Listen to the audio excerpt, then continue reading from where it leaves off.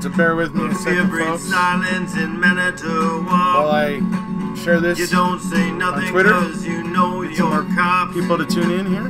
but someone knows something. We are listening Everyone again plays ball. to an original composition by Stacy I Seabrook. say we round them all up. Let's brain fingerprint them all.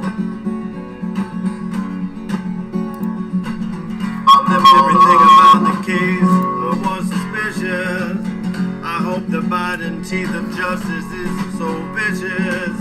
For those who bred the lie, they temporarily preserve. From time into typos to Brendan's so-called Just a confession, second. to the fact. While I'm just sharing this on Twitter so we get more people to join us here real quick.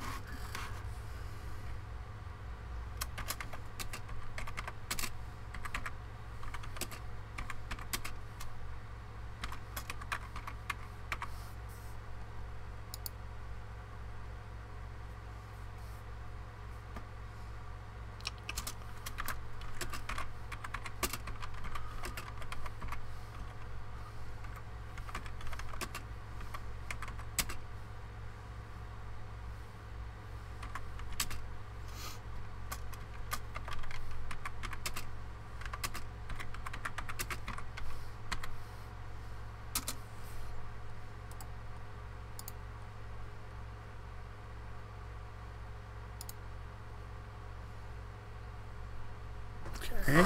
All right.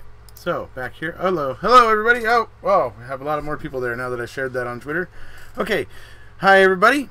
So we're back again today. I mean, I don't know. I'm not done talking about it, and I guess clearly, I have some people that feel the same way I do.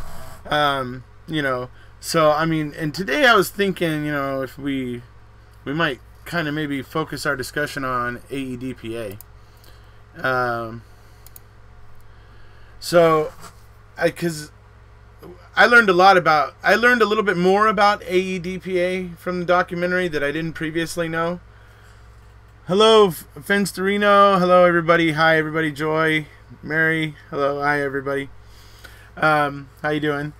But I mean, I learned a little bit more about AEDPA and MAM2 that I thought was extremely interesting, and I think we all certainly need to be motivated to get that amended. It was created in a frenzy out of fear, and because of that, I think it overshot, and it's really essentially removing habeas relief from the books, which should have never been its goal.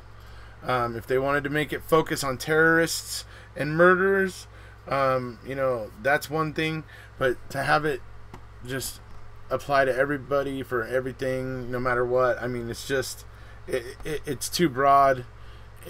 It's seriously curtails justice being done in our system at times. So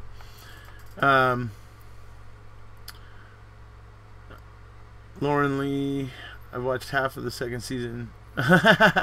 Yeah, it is crazy. It's absolutely crazy. Like I said, I've been trying to shout this from the treetops, for the last 2 years, year and a half maybe. I started 2 years ago, but probably didn't really hit my stride until a year and a half or a year ago. But I've been trying to talk about all this stuff because I've been reading all these documents that come out, and I've been understanding what these experiments were trying to what they meant and what was important.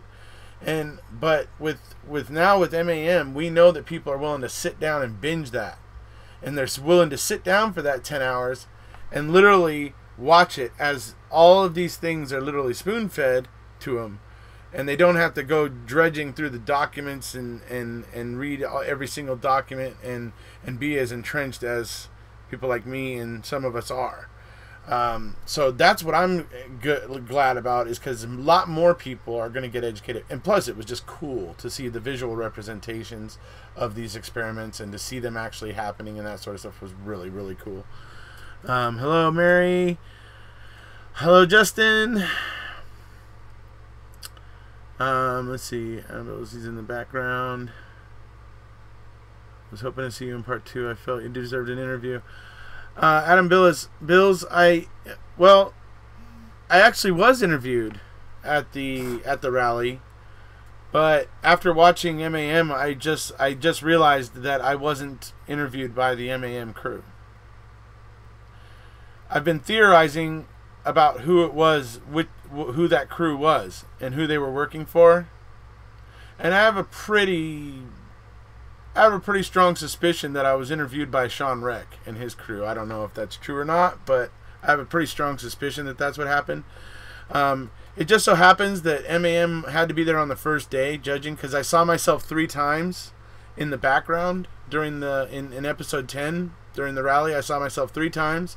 I was wearing my really like that baby blue shirt I have, the control question shirt that you've seen me wear in videos, where it's like a kind of a light blue, baby blue shirt. I'm wearing that, and like I said, you see me 3 times, but and I know because all the shots I see of me and Mark Hodnott, I was also there with him, who came from Australia. He was wearing the clothes he was wearing on the first day in MAM as well, and him and I were also, both of us were interviewed on the second day by the other crew. And so we've kind of started to think that other crew must have been Sean Reck's people. So who knows what will happen with that. I'm going to finish tonight. This is insane. I'm so glad you're still following up. I'm absolutely going to. I know people are going to continue to finish them, and they're going to want somewhere to come and talk. And hey, I want to talk too, because this stuff is, you know, this stuff needs to get attention. The judges and then everybody there in Wisconsin needs to feel the pressure of going, wait, we need to get to the bottom of this. We need to figure out what's going on here. We can't just keep saying, oh no, go away, go away. We can't just keep, you know, Zellner's going to keep knocking at the door, as she put it. She's going to keep on knocking at the door. Knocking away. And I mean, with a lot more people now coming to grips with how she's basically dismantling the prosecution's case in their theory of what happened and many things. So it's getting crazy for sure. You were interviewed for, I'm guessing I was interviewed for convicting a murderer. That's a guess. I don't know that for certain. It's a guess. They didn't say who they were exactly. But they let me talk about Brendan Dassey and the control question and how much of a piece of crap that Tom Fassbender is. And I'll tell you what, the guy behind the camera, he seemed to be very interested in what I had to say, because there was something wrong with the audio when I first started talking about Brendan and the control question and all that. There was something wrong with the audio, and he actually stopped me, apologized to me, and asked if he could see the little thing that was in my pocket that was connected to the mic, because there was some kind of audio trouble.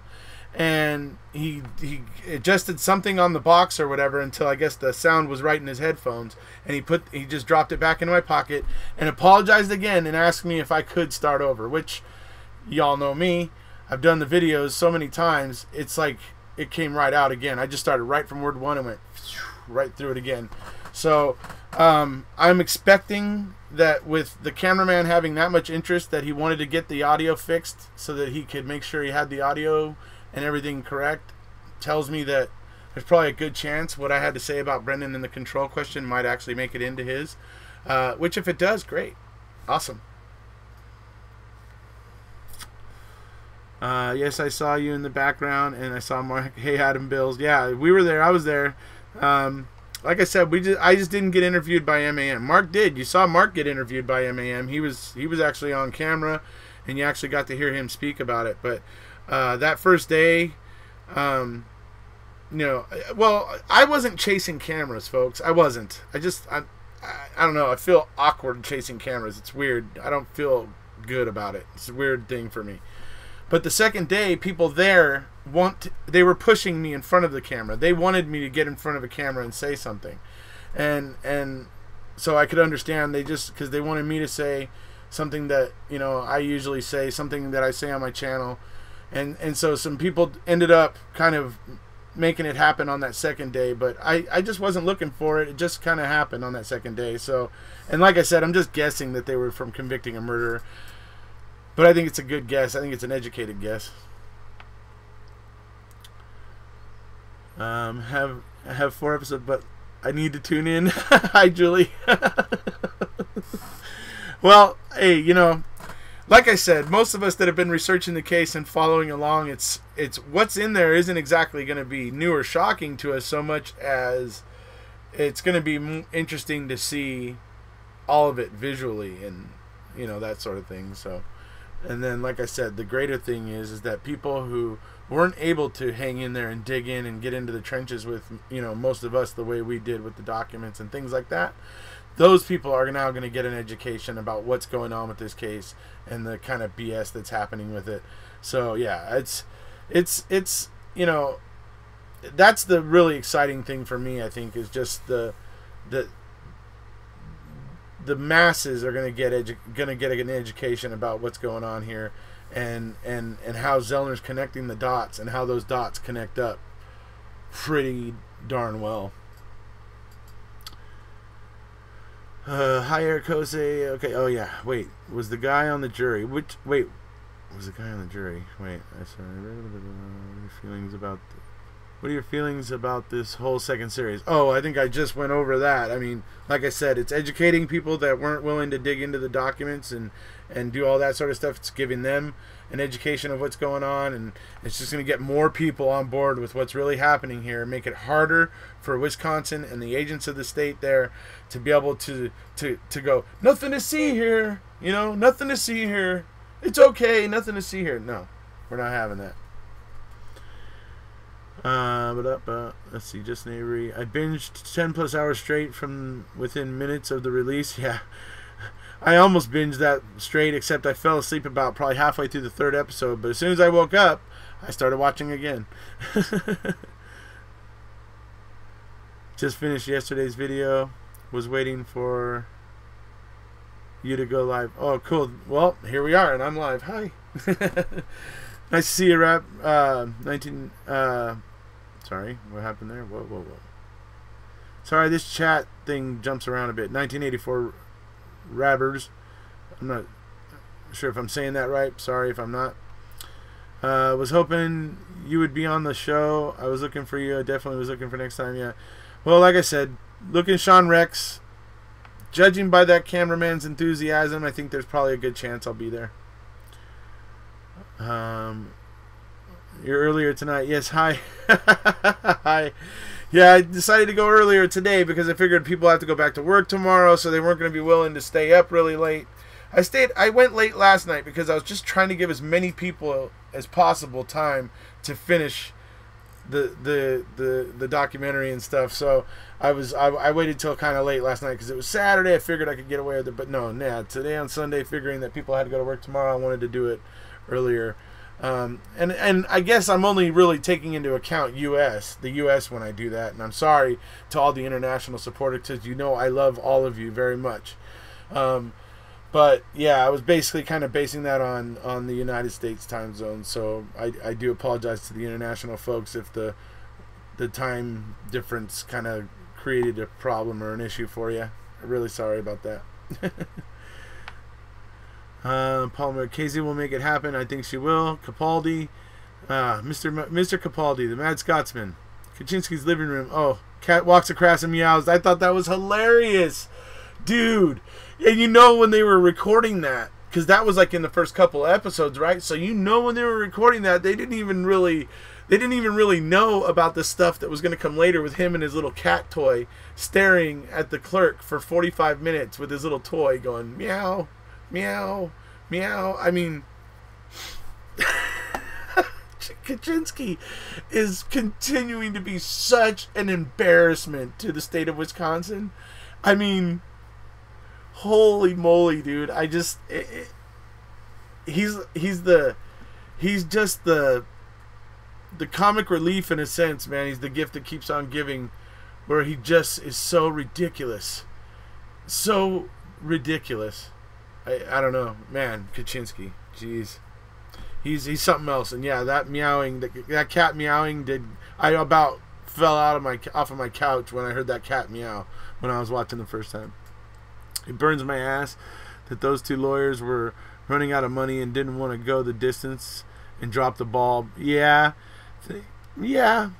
it's a shame that they had limited amounts of money to go to do this with, and it would have been nice if they had been a little more selfless and decided to take a little less pay. But from what I understand, they had already made sacrifices to where they were making quite a bit less than what they normally would. It's a tough subject, but I feel for you, Crazy Life. I sympathize with what you're saying, but I would say take into account that they had already kind of gone over budget, and and paid for some things where they were already making less than they normally would on a case that they would take. So I don't know. I would just say take that into consideration, but I do feel you on that. Great to see all connected dots on the interactive map. Let's see. It would be interesting to hear what Mike Hallbach or anyone from their family has to say at this point. Yeah, maybe, or maybe we need to wait a little bit. Maybe we need to just be patient and wait for some of this knowledge to begin to permeate. Now that it's been visually represented, and it makes it a little bit harder to, so many more people are going to understand it now. It's going to make it harder to refute. And we'll have to see what happens here in the coming months. But I wouldn't expect anything from the Hallbach camp immediately. But certainly I hope they're going to be rethinking and at least hopefully make sure that they pull themselves and separate themselves from law enforcement and the agents of the state in this, so that they don't get any collateral damage when the fallout happens. Remember, it was 36 million versus 400. Yeah, right. Exactly. The state had unlimited resources. See, now that's what Stephen has now. The playing field has been leveled because now Stephen virtually has unlimited resources. Kathleen Zellner will spend any and all money that she has to spend to get the whatever forensic results, testing results, anything it is, whatever it is, she will spend it. And she will leave no stone unturned. No stone unturned. So Stephen, basically Kathleen Zellner levels the playing field for Stephen. Unfortunately, just Stephen is already convicted, so he's already in a position of weakness. But at least with Zellner, the playing field's leveled. He should be discredited just in his actions with that sexual assault victim. Yeah, oh, absolutely. He's on his way down. Kaczynski's totally on his way down. He's not gonna make it. A lot of people are saying that he just seems like he's getting a little bit woo-hoo in the head.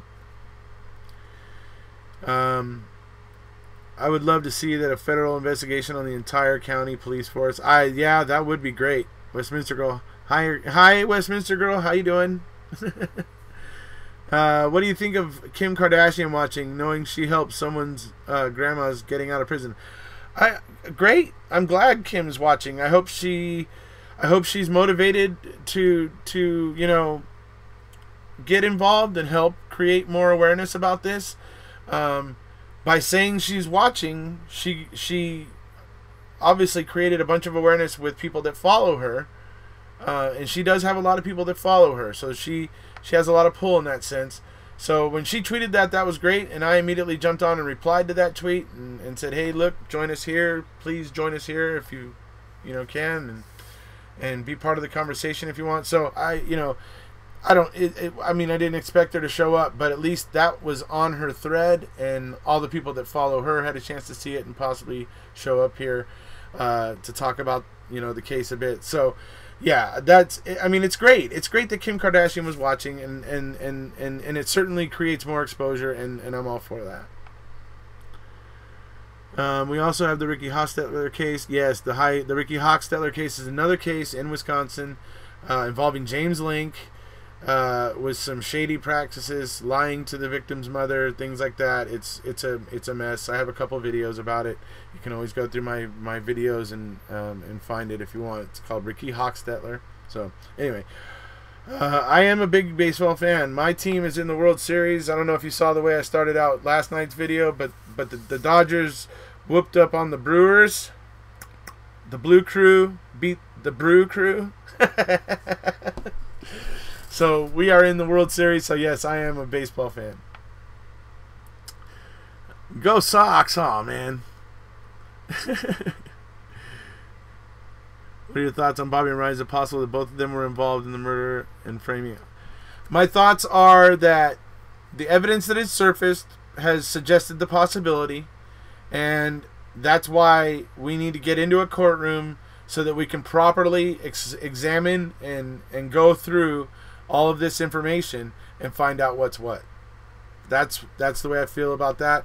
I said it last night also, but for those who may not have been here last night, when it comes to Scott and Bobby, I cannot aggressively accuse them and get all up in their face, essentially. If I can't do that and then in good conscience continue to complain about the fact that Stephen was robbed of his presumption of innocence. So that's where I'm at with Scott and Bobby. Basically, there is enough there. There's enough there on that computer and some things going on there that are suspicious and therefore warrant investigation.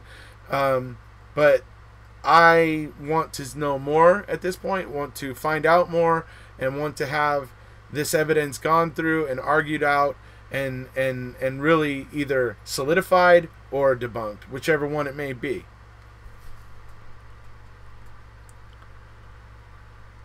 Kim Kardashian would put it more publicly toward watching it will put more publicity towards this. However, I'd hate to see people go toward the negative because they dislike the socialites such as Kim K. Now, crazy life. I can understand what you're saying there.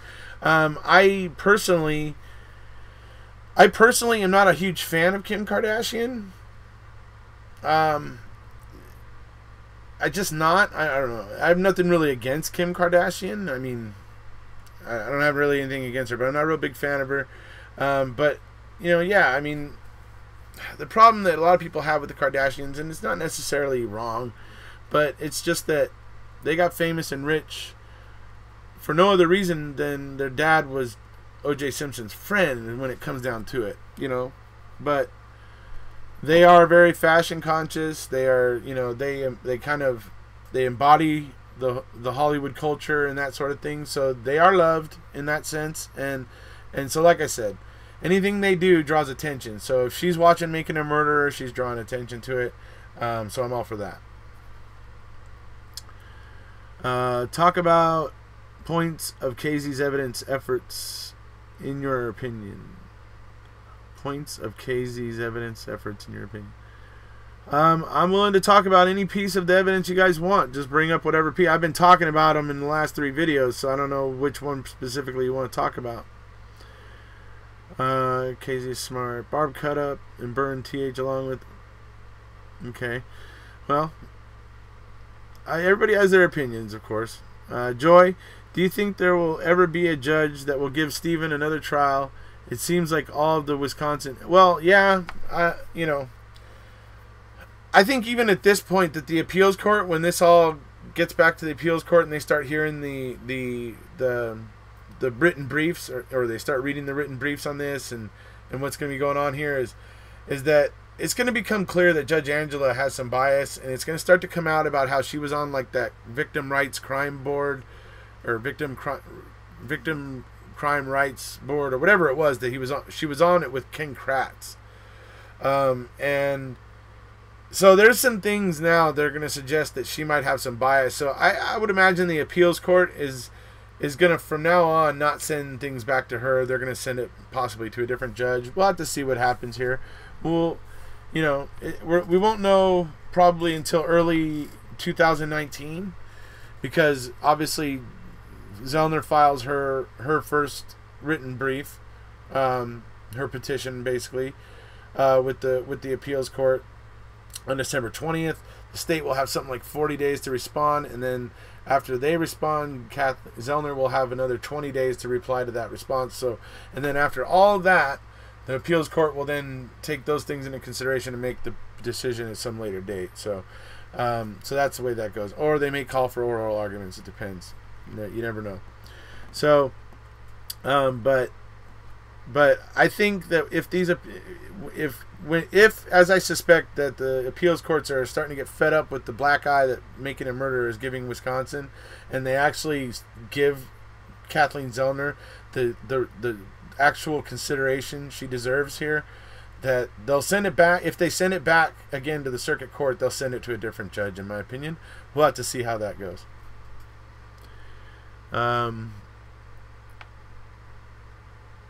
Go Tadgers and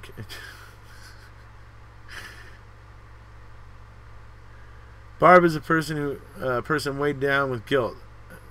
She allowed her brother to go to jail when she knew SA did nothing. That may be, possibly. What she knew or didn't know is, I don't know. I just don't know about that. You seem pretty sure though, Peter. I'm agree with your theory. Okay, Barb covered for the hunting accident. Okay. Do you think Kratz watches your channel and cringes? I doubt Kratz watches me. Yeah, I just doubt that he does. Although I'm not convinced. I do kind of think that one of the commenters on my channel might be one of the players. There's probably about 5 or 6 different commenters on my channel who I think any one of them could be an agent of the state because of the way that they argue their points.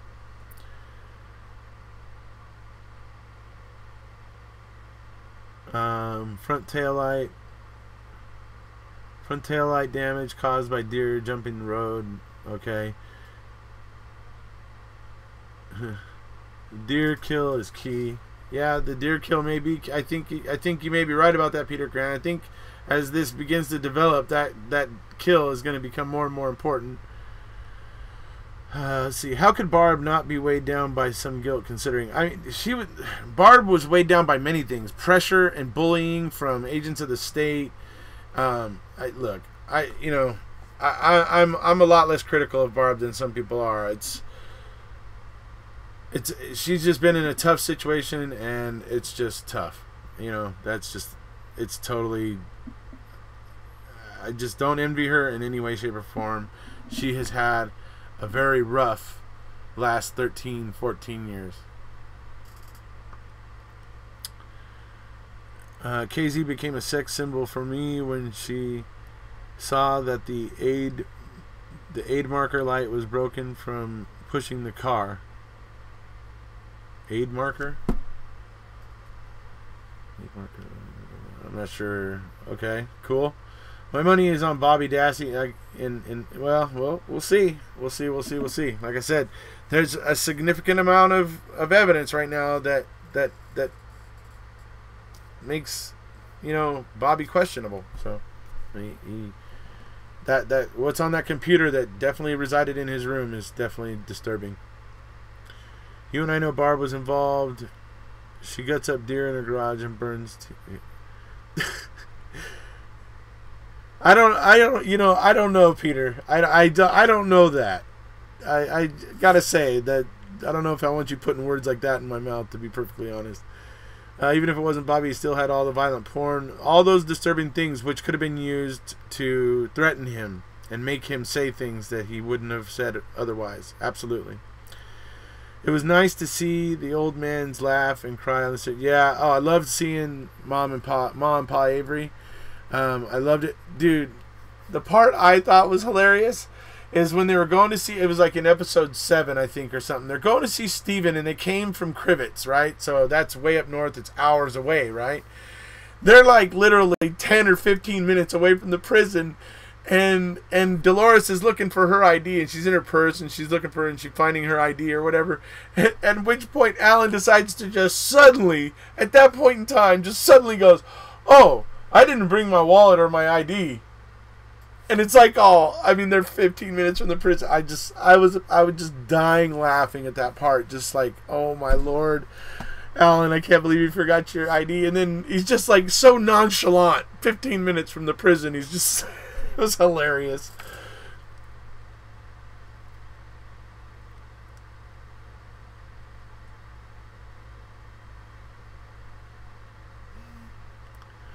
I play Switzerland when it comes to them. Well, that's fine. I also say that people shouldn't go off and start accusing Ryan Hilligas too much. I mean, I call Ryan Hilligas suspicious. I point out things that I find suspicious, but I try not to really, really strongly accuse Ryan Hilligas. It's just me. It's just how I am. I don't know. But I'll point out things that are suspicious all day long. And what's on the computer is suspicious. The fact that the computer was in Bobby's room is suspicious. The fact that people were seeing the RAV4 that parked in front of a property that was eventually bought by Scott Talley, that's suspicious. And I will not hesitate to point these things out, just as I would point them out with Ryan Hilligas, Scott Bladorn, or anyone else. So but you know, I take your criticism.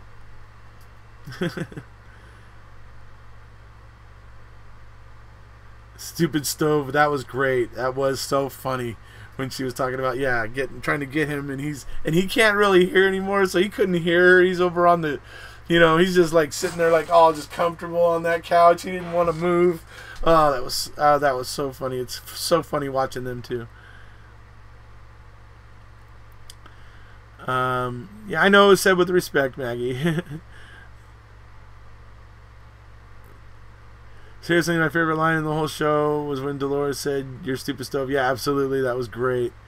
I wish we had the Yahoo personal messages. Oh, yeah, that would be great. Stephen Avery was also online dating. It's shown in his forensic computer report. Okay. Before his computer broke down, I would think. The day planner is absolutely suspicious. Nothing suspicious regarding the Hallbach's persistence in upholding the police and their work. Mike Hallbach, all smiles, we love the police. Yeah, and he's digging through all of his old computers, desperately looking for proof of damage to the RAV4 before the October 31st. Looking for that damage to the front blinker before that. Desperately looking, but admitting in the report that he doesn't know that he'll find it. He's just hoping.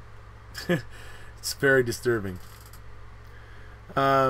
Now that SCOTUS turned down the case, is there anything Brennan's lawyers are gathering themselves and getting ready to build another post-conviction petition so that they can come back at it again. You gotta get it where eventually all these things will, the fact that they went all the way to en-banc review in federal court, with the voluntariness of the confession, what's already been put on the record about Len Kaczynski and Michael O'Kelly, and so you got to imagine they're going to come back with something else now, something else that they're going to chip away at the confidence of Brendan's conviction. And so we got to wait to see what form that's going to take. But I guarantee you Laura Nyrider is working on it, because she is not willing to let Brendan sit there.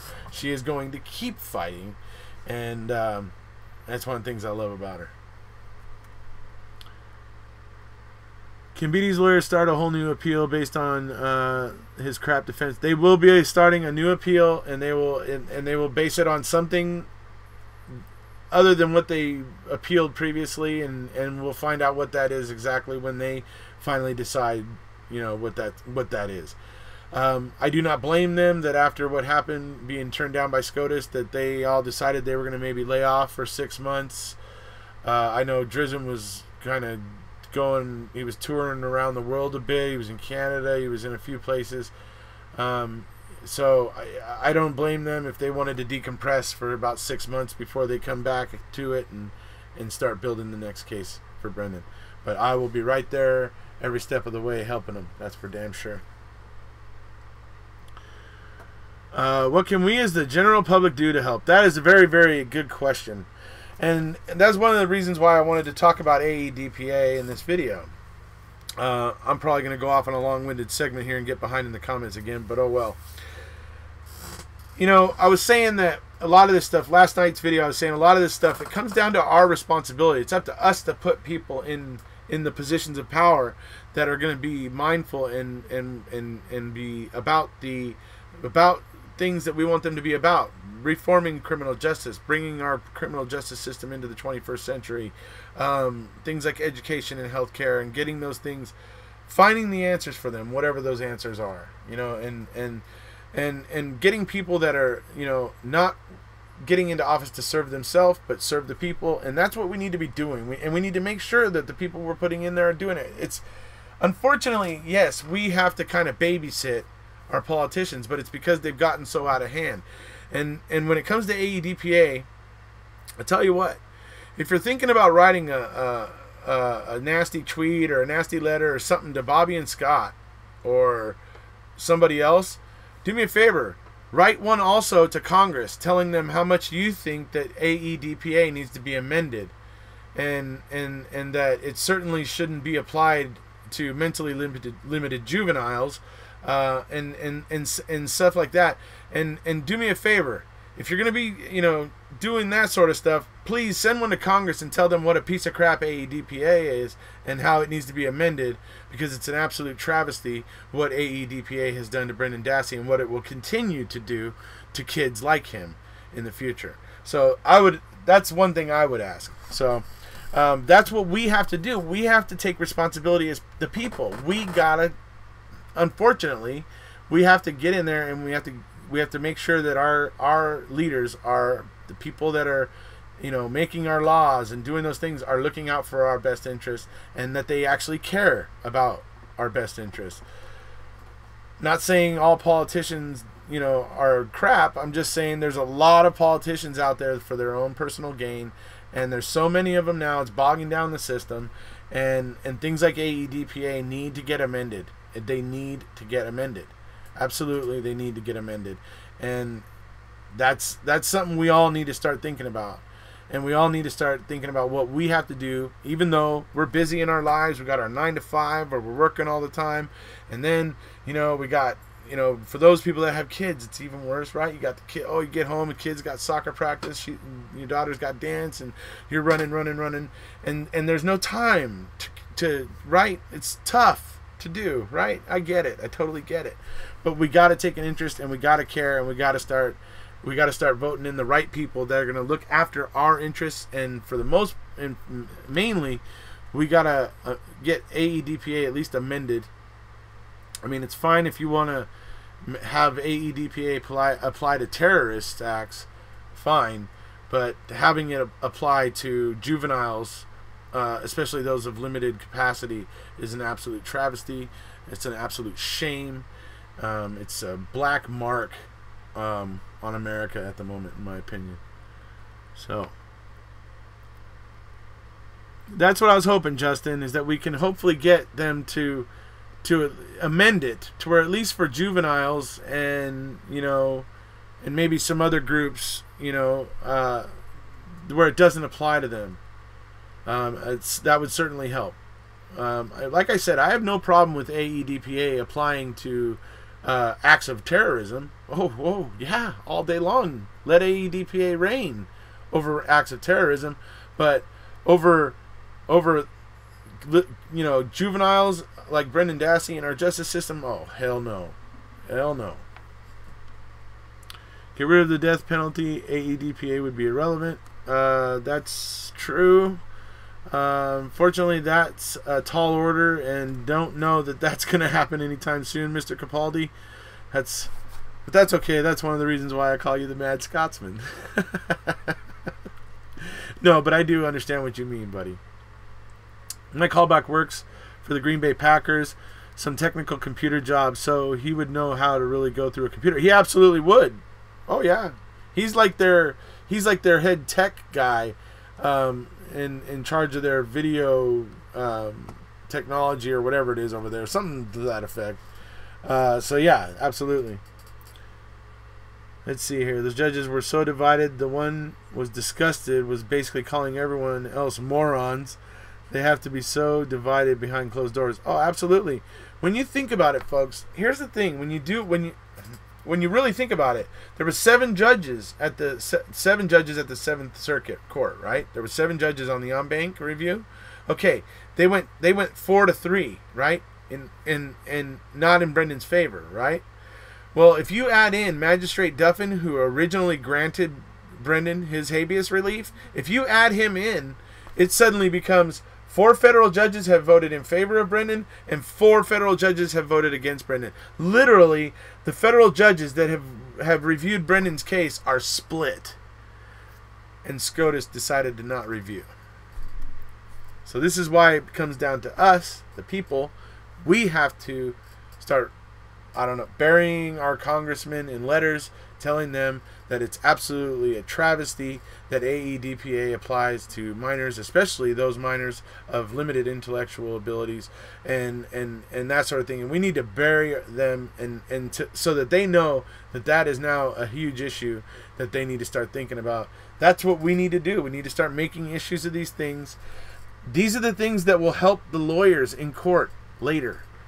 These are the things that will help in a year or 3 years from now or 5 years from now when we're working on either this case or maybe another case, another wrongful conviction case that you or I or we have moved on from this one, possibly whatever may happen in the future.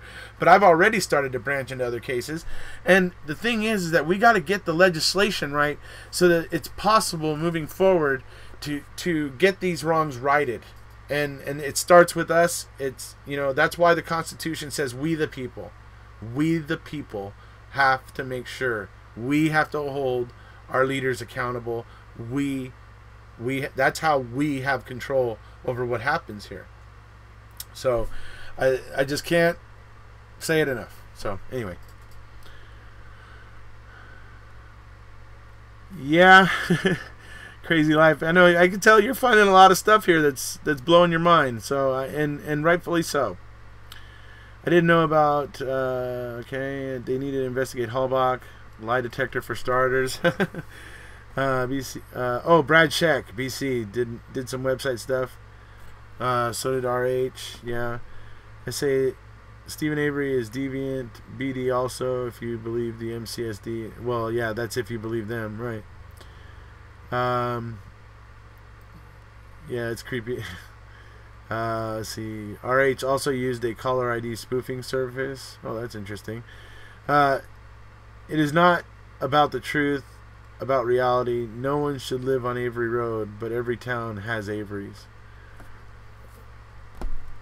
Peter Grant, you are an interesting dude, man. I'll tell you what. You are an interesting dude.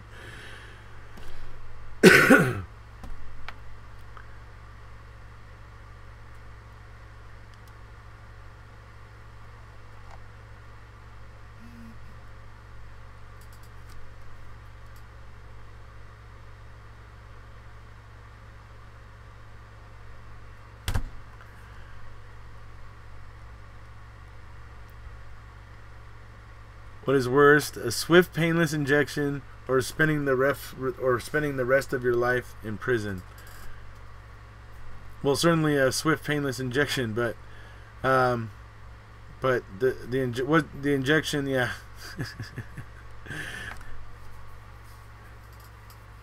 We all live on Avery Road shirts. Well, I got this one. It's close. Thank you, 1984 Rappers.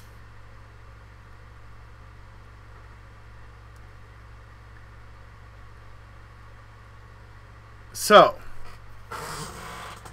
the thing that I thought was interesting about AEDPA was that I didn't know previously, really, watching MAM2, was that watching those senators argue about it and how they were saying at the time, like, this is going to remove habeas relief from the books completely. And this, I mean, and the senator was going, this legislation hasn't even just been limited to terrorists and like serial murderers or whatever. It's across the board, applying to everything, and obviously that got ignored because they pushed it through because there was obviously it was all fueled by fear of the Oklahoma City bombing by Timothy McVeigh. And that fear drove that piece of legislation right through, as imperfect as it was, and now we have to deal with it. We got to do something about it.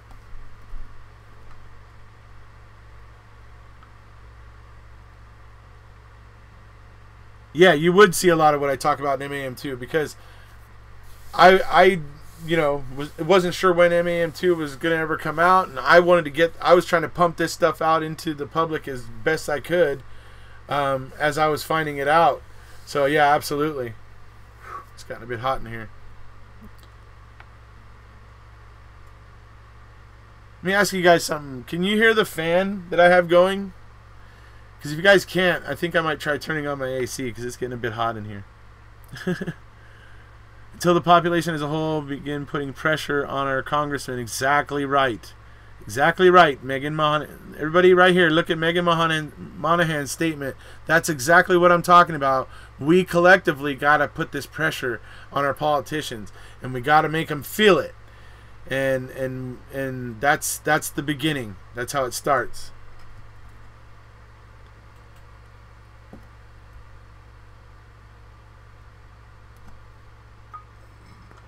Muskie lover, you can't hear me?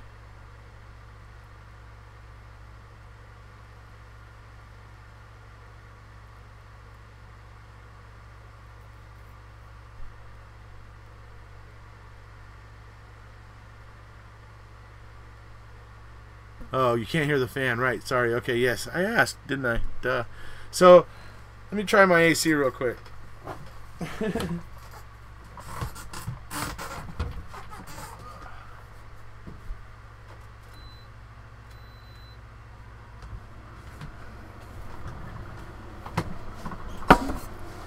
Alright. Hopefully that'll cool it down a little bit.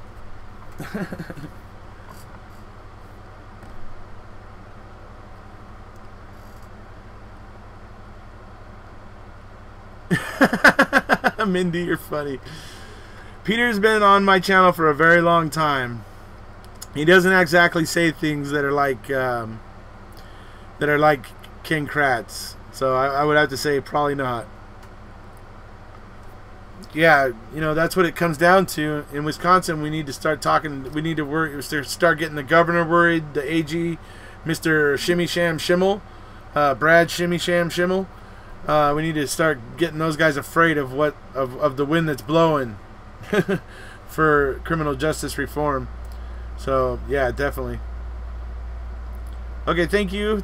I'm glad the AC's on now, so you'd know now. You'd hear an annoying hum or a buzz on the audio.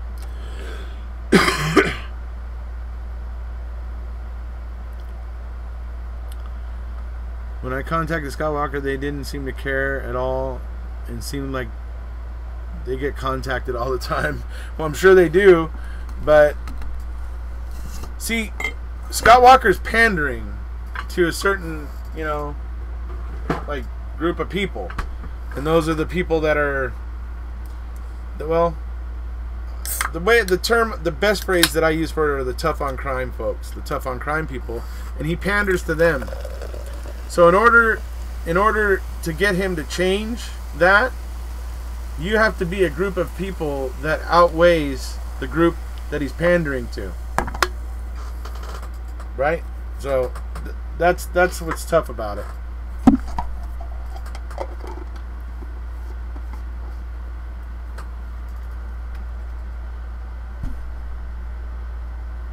Why is Brendan crying to his cousin if he is not hiding something? I believe Brendan was broken up about the fact that he was having trouble keeping a girlfriend because a girl had just broke up with him again. Do you know the day, March 1st, that day that he was getting drugged into all this crap, that he was actually supposed to meet a girl after school that day? You ever wonder why he was so keen to get back to school and kept asking? Clear proof that kid had no idea what was going on.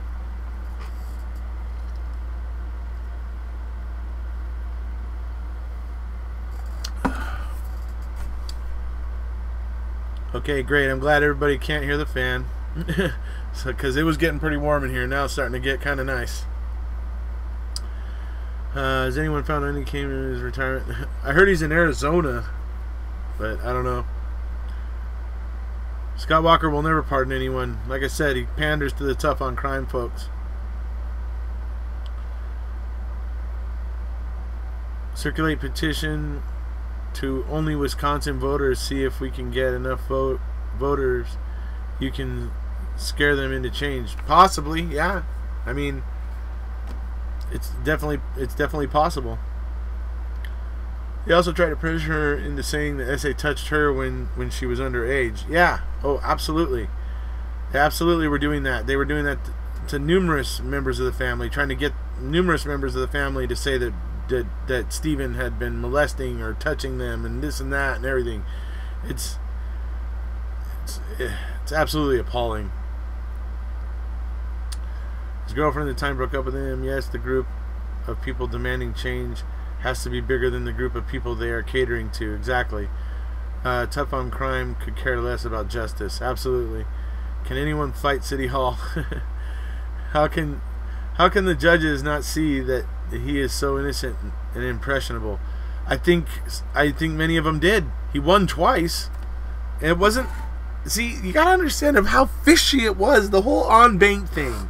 The whole on-bank thing was so damn fishy. Here you have this kid who's won twice. Suddenly, the Wisconsin Attorney General launches what is the equivalent of a Hail Mary. It's a wing and a prayer. He files for an on-bank review. They deny Brendan's release again, even though when you win on habeas, it's assumed that you're innocent. They denied him again, and the on-bank review gets granted. And then it goes against him after one judge suddenly leaves. I cannot tell you how fishy and bad it looks what happened with the on-bank review.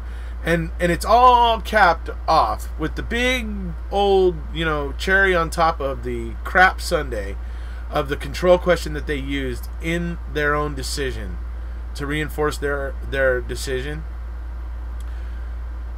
which was a ridiculous non-fact that was deemed a fact by the state court, and that is that Brendan was resisting when he was being asked the control question.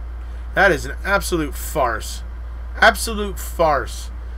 Brendan was afraid of being in disagreement with the investigators and flip-flopped on the control question. No two ways about it. It proved exactly how malleable and suggestible he was. And the other thing that kills me about it is that the on-bank majority tells you in their own decision the things that could be used to overturn a state court's decision in federal court, and that is an unreasonable finding of fact. Not only did they miss the unreasonable finding of fact that Brendan was resisting during the control question, not only did they miss it, they used it in their own decision. The on-bank majority is so shameful, in my opinion, it's just ridiculous.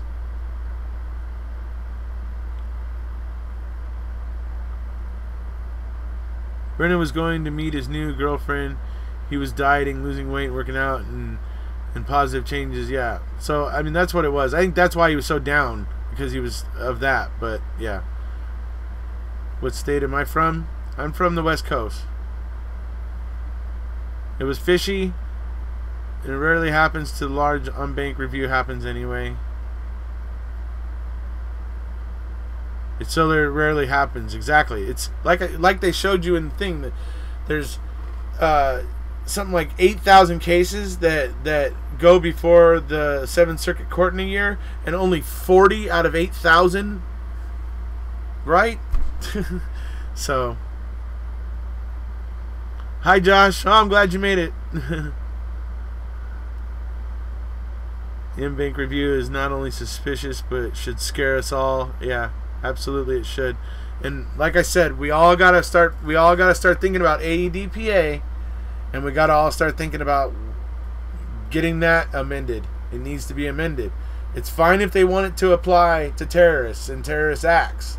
I'm good with that, but I'm not good with AEDPA applying to juveniles, especially those of limited mental ability. So that's where I stand.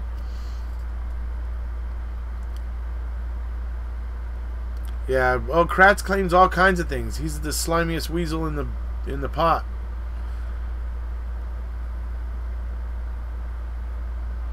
if Zellner gets Avery's conviction overturned or vacated, yeah, I think it would soon follow that Brendan would be getting out, even if it's because the eventual petition that's going to be filed by his lawyers is successful, or however it ends up happening. I just think that, especially now with MAM2, for people to be able to see what's going on, that things are going to start to turn a little bit here. How can anyone look at what's been displayed and not see that this needs a retrial? It's a total mess at this point.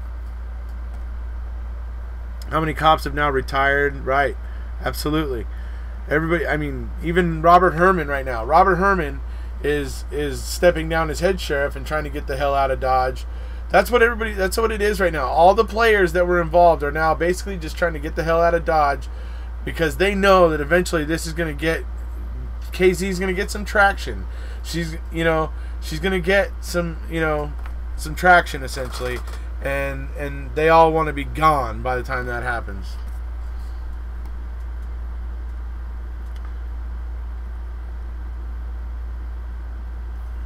Let's see, Sheriff stated that on the stand he was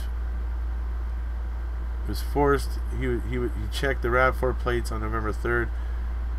Right. They have to. If SA did not do it, then Brendan couldn't be an accomplice. Well, but they already have Brendan being an accomplice to mutilation of a corpse, or aiding in the mutilation of a corpse. But yet we don't have anybody actually convicted of mutilating that corpse. So I mean, I don't know how well how that all works exactly, but amazing that 12 jurors can put people away, but millions of people can't demand to get a fair trial. Right. KZ will get them both out. She considers Brendan one of the pieces of planted evidence. Yeah, right. Kind of, in a sense. Eventually someone with an actual brain will listen to her. I think so. But it is interesting. They knew to set the cameras up at the hidden angle to catch that interaction with Factbender and Bobby. Well, they were there recording whatever they were recording, right? So, I mean, just imagine they were standing in that hallway and saw it and whipped out their phone. I mean, that could just be phone video. Sorry, when the investigators say they were unaware of BD's IQ or mental status, it is such bullshit. Yeah, you're absolutely right. Tom Fassbender saying he doesn't assess IQ is the most ridiculous thing I've ever heard. As an investigator, you're sizing people up constantly. It's your job. You're sizing people up on a daily basis because your life depends on sizing people up. Because you're dealing with some pretty shady criminals and characters at times. I mean, for him to say he doesn't assess IQ was just ridiculous.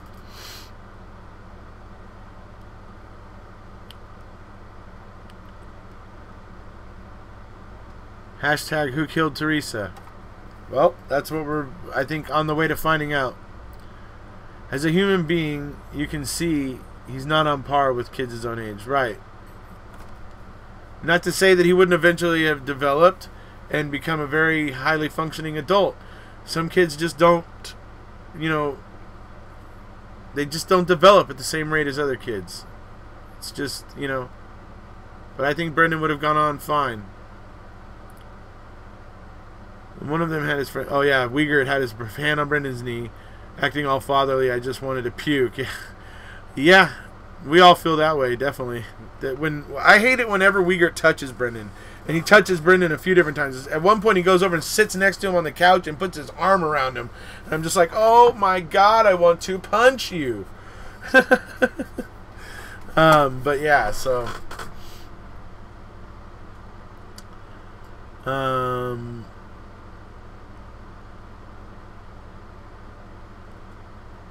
She was beaten in the head with an object, they say. Colburn calls in her plate. Right after that, he called it in. He bashes her in the head with a police-issued Maglite. You know how heavy those are. Yeah, could be. Maybe it was Colburn, but I don't know. KZ has the gun issue, right? Have you heard about Judge Brian Hagedorn? Judge Hagedorn's appeals judge that could possibly see merits in the Avery appeal. If you want more information about that, I encourage you to go talk to the Mad Scotsman Paul Capaldi there, folks. He'll tell you all about Mr. Hagedorn and why he thinks Mr. Hagedorn may be a help. Is Steven angry with Brendan for throwing him under the bus? No, I don't think so. Eventually, these judges will be gone, and the longer this goes on, the more likely we will get sympathetic judges. Sure, that's certainly. I mean, Brendan was already. I mean, he split the federal judges that reviewed his case, so that's close to happening already. Have you listened to the recent interview of Bobby in the internet searches? I can't remember who was questioning. It's John Dietering. Yes, I covered it in my videos about the Queso 2.0, the new investigation that was launched by Calumet County after Zellner filed her original filing for post-conviction relief with the court.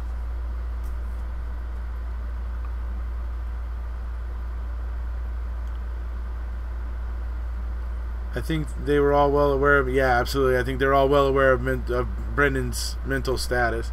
Did I hear KZ state that the cops that went to the SA house were evidence techs who carried distilled water and swabs? That's how that. Yes, some of them are. Some of them carry that because they are actually somewhat trained in being able to collect some forensic evidence and blood and things like that. Do you know if Brendan and Steve have any contact letters? If you want,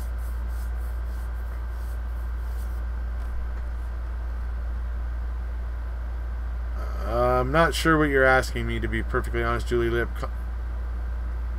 If you want to contact them, you can look in the information below, down below me here. There's an information box there, and there's a video. There's two videos, one for how to send things to Steven and one of how to send things to Brendan. That was made by Sean Atwood. So, if that's what you mean, you can check that out.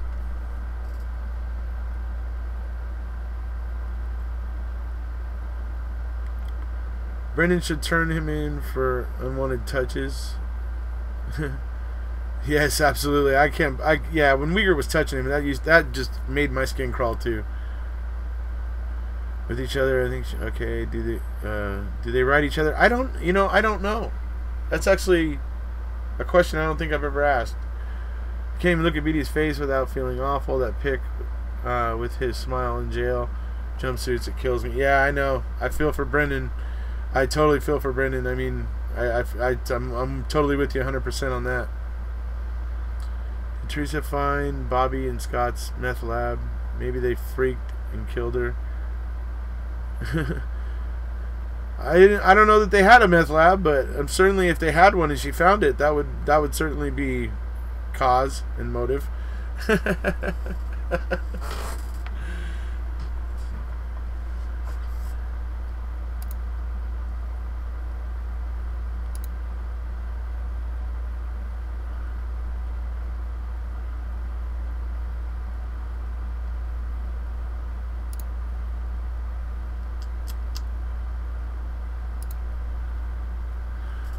Okay.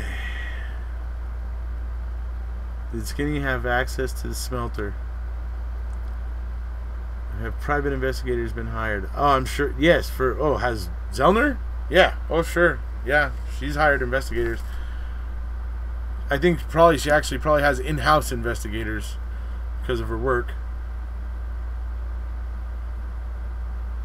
Yeah, that bit about him, they'd given him back his own personal. Yeah, I know. And that's the games that the state of Wisconsin was playing with him too. They took it right up to like the last second and suddenly started filing emergency, filings and stuff because they had waited to the last second. It was shameful, man. The way that the way the state of Wisconsin has handled themselves in this is shameful.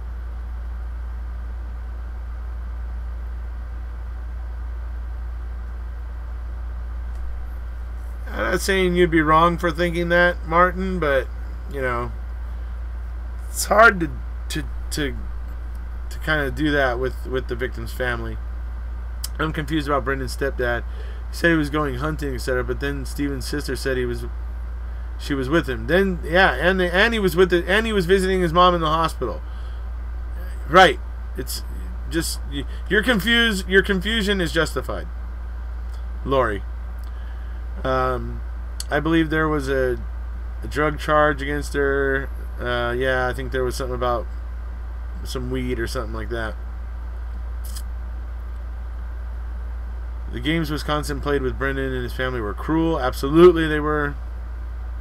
Thoughts on the new initiative from Dean and Jerry and Keith Finlay starting a Center for Integrity of Forensic Science that has announced. I think that's a great idea because we need to start having a standard of how forensic scientists go about conducting experiments and having, you know, a backlog of certain things, like how certain things react with bone, different kinds of bullets, different knives, different kinds of hammers, and how they react with bones or how they react with things, and begin to gather just all of the forensic knowledge and stuff all in one place and all that sort of stuff. I think that would be brilliant. And that way it's all cataloged and centralized and then therefore uniform. And so that from then on when it's taught in a uniform way where it's understood across the country in the same way. That, I think, would be a great thing.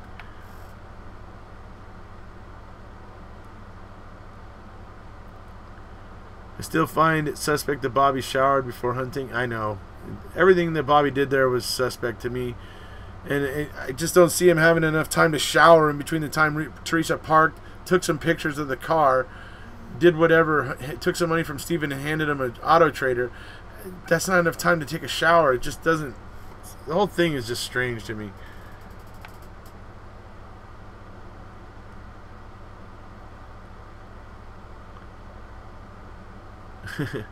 Yeah, everybody's talking about the shower. I know it's suspicious.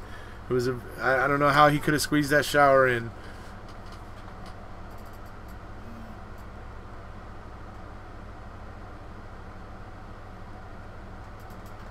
Well, I'm not. My issue is not that he showered. My issue is that he didn't really have enough time to shower. I mean, there just wasn't enough time. He said he saw saw Teresa pull up. I don't believe Teresa could have been there long enough for him to take a shower. Anyway.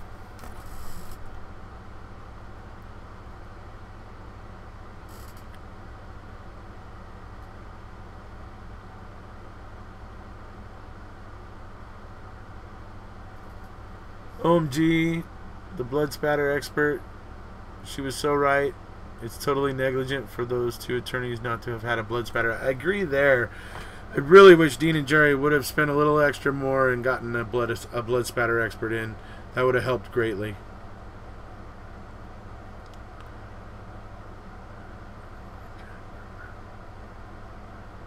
I live in a hunting town. No one showers before rushing out to hunt. That's why it stands out to me. Okay. I believe if he lied about Teresa, he lied about the shower. Look, my whole thing is that I don't believe he could have fit this shower into the time period that he's claiming it happened. I just don't. I mean, other than literally he turned it on, took his clothes off, jumped in, the water hit him, he jumped back out, toweled off, started putting on his clothes, and literally that's what we're talking about. That's about all he would have had time for. I just don't believe that Teresa Halbach would have been there that long.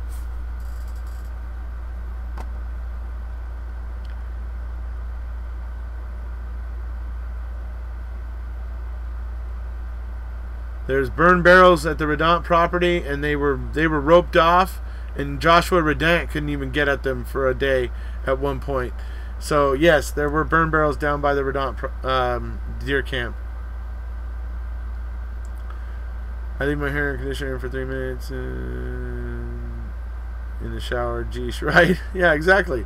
Literally, unless he jumped in, let the water hit part of his body, and jumped back out, he didn't have time. I think Dean and Jerry did their best they could. I'm not sure why they had so many restrictions put on them. Well, clearly Judge Willis was favoring the prosecution. That's definitely for sure. Cabela sells soap to hide scents for deer season. Okay, I'm not debating that.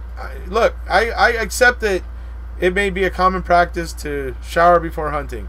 My point is he didn't have time for it. I don't know how he fit it into the tiny little time period in which he claims it happened. That's my problem with it. I'm not saying that hunters don't shower or do shower or whatever. It doesn't matter to me. I'm just saying I don't think he could have fitted into the tiny little time frame in which he is claiming it happened. That's all I am saying.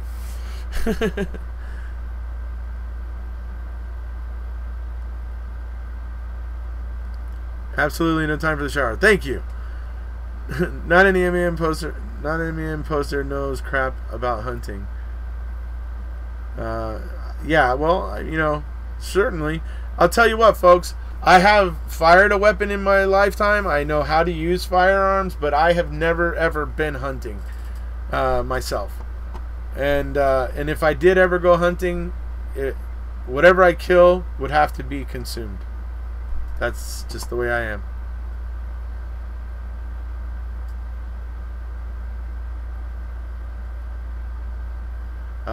Yeah, well, it seems like Zellner's expert believes it could, but, we'll have to see how that all comes out in the evidentiary hearing. Sorry, talking about the Ron B. saying he didn't believe a body could be burnt that bad in a barrel.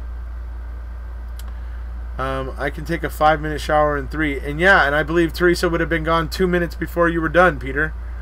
That's what I'm saying. So, anyway. I thought it was interesting that there was so many bones found in the quarry on the county's property. Absolutely. The fact that it was found on the Manitowoc gravel pile, is extremely interesting. But maybe Bobby didn't so anything and was just pressured by the police to right, exactly. There's a lot of ways this could go. That's why I don't jump to conclusions. I can see a lot of possibilities of how this could go, and I'm just waiting for more information to come out before going off half-cocked, essentially.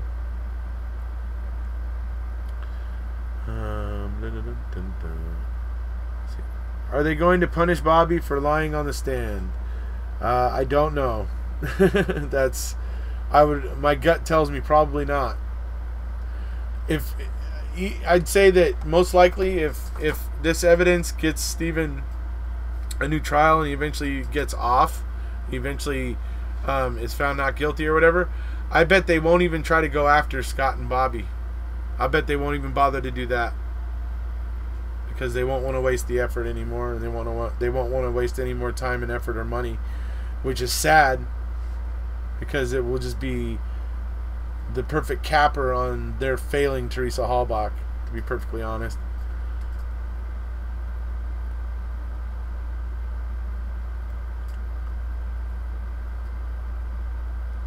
Let's see, he had a few lies, including the combo essay about hiding a body. Yeah, hiding a body. Yeah, absolutely. There's plenty there to make him suspicious. There's plenty. Absolutely. Can't deny that. His ex-fiance said Steve is going to be out in a year. What's she know? That may be a little bit of wishful thinking on her part, but she also does kind of know what's going on. She finds out a lot from Zellner and from Steven and that sort of thing. So I just think she's very optimistic and maybe gets a little carried away.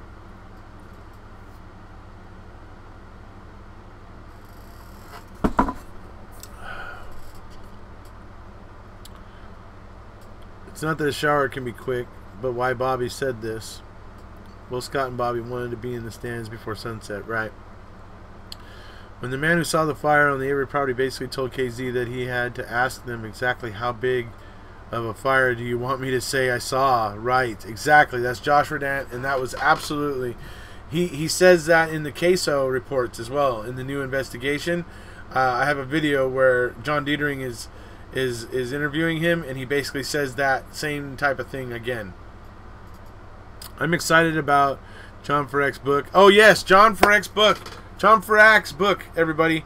I was bummed. It's available. You can buy it for Kindle. I don't have Kindle. I'd have to go through a whole bunch of drama of setting that all up, so I have to wait for the paperback. But I want everybody to think about getting John Ferak's book. John Ferak is a reporter who started with the Post-Crescent back when MAM came out, and he has written just some of the best articles. Some of the best articles about Stephen Avery and Making a Murder and Brendan Dassey have been him. He is absolutely phenomenal, and I suggest to everybody out there, if you haven't heard of him, buy his book, find out about it, and buy his book.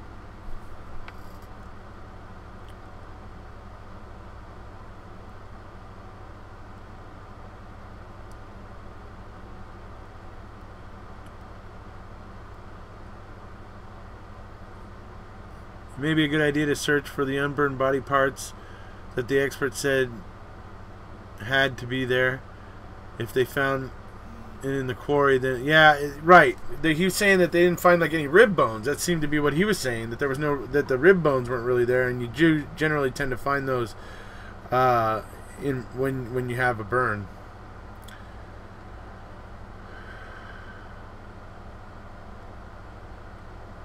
Why didn't BOD get arrested for child porn? Because maybe because they were pressuring him to testify against his uncle, Vince Torino. Even if a barrel is good for that, no way it would burn a body down that bad. I question how well a body could be burned down that way as well. I'd certainly have trouble believing it could happen in an open fire pit. Because they still are not entirely sure who used the computer. Anyone have a link for the book? It's on Amazon. I forget what was the name of it. I will try to put a link in it after this video is over. I'll try to put a link in the info below for that.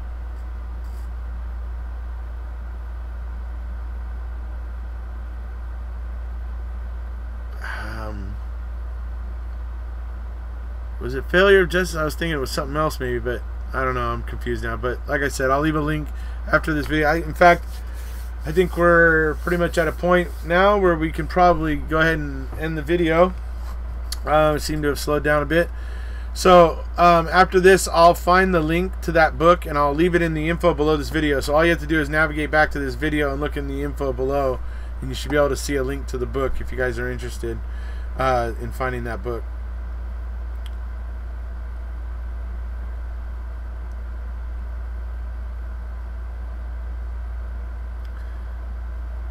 There's a reason you have to use a crematorium oven. Yeah, I agree. You're welcome, Justin. You're welcome, Josh. You're welcome, Lori.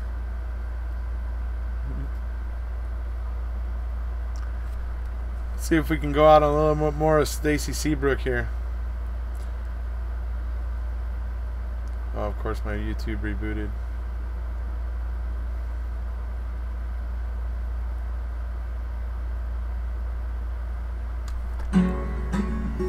It's been fun, folks. I'm looking to go live again tomorrow just to go ahead and talk about all this stuff again, and or more, or in more depth.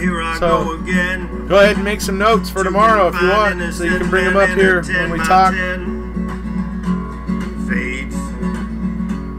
Oh, now the men deserve. But fear breeds silence in Manitowoc. You don't say nothing cause you know you're cops, but someone knows something, yet everyone plays ball. I say we round them all up, let's brain fingerprint them all. If you haven't already, please hit subscribe. We'll see you, folks.